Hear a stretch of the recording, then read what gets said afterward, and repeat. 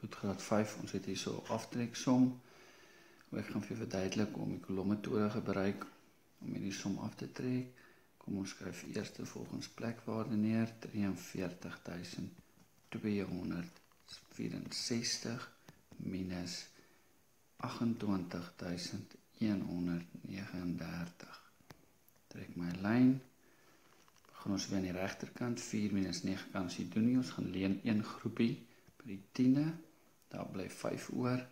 sit een groepie by, so dit gee vir my 14 minus 9, onthou ek het